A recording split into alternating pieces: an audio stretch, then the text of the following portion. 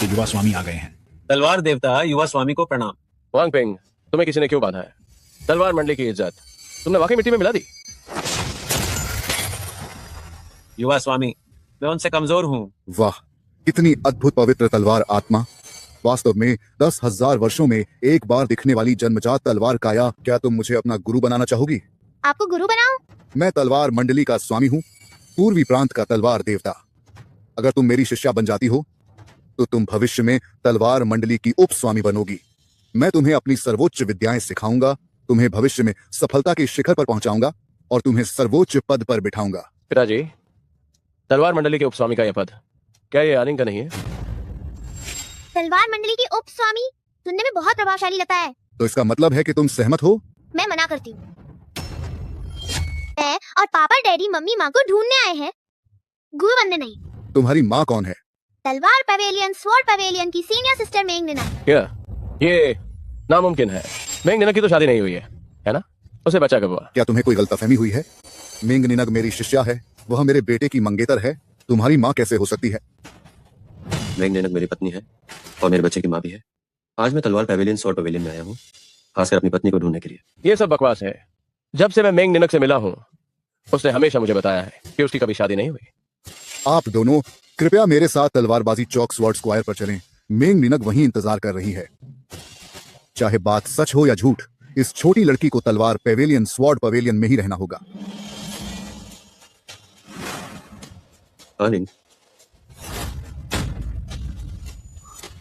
मेंग निनग, देखो ये दोनों, क्या ये तुम्हारे पति और बेटी हैं? पापा, डैडी, क्या यही मेरी मामा है?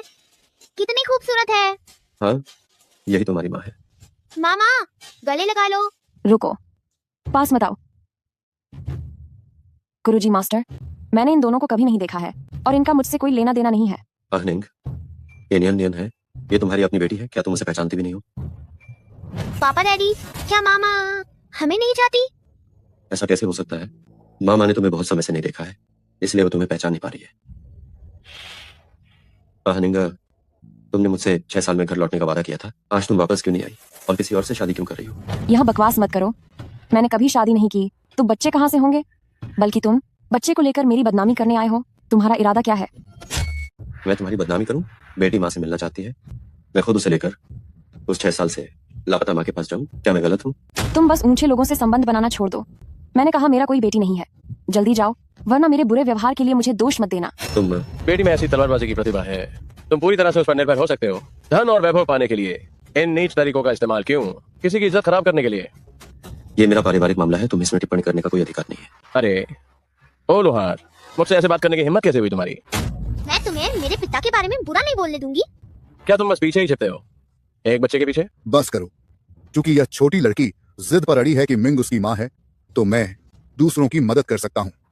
पिताजी। गुरुजी, मुझे लगता है तुम्हें पता होगा, एक ऐसी व्यक्ति जो सक्रिय कर सके परीक्षण तलवार पत्थर के 10 तलवार के निशान कितनी दुर्लभ है।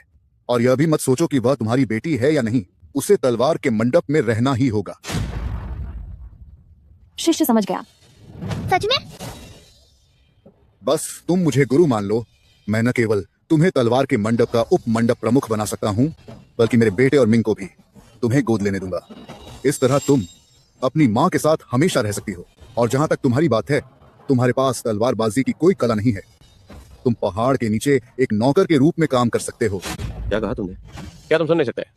तुम एक साधारण व्यक्ति हो, फिर भी तलवार मंदिर में ही शामिल होना चाहते हो। तलवार मंदिर के सेवक बनना कितने ही साधारण लोगों के लिए एक सपना होता है। मुझे नहीं चाहिए। नयन, आपने पिता से अलग नहीं होना चाहती?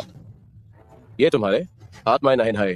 तुम्हें क्या लगा तलवार मंदिर ऐसी जगह है जहां जब चाहो ए जाओ और जब चाहो चले जाओ? सोचा नहीं था।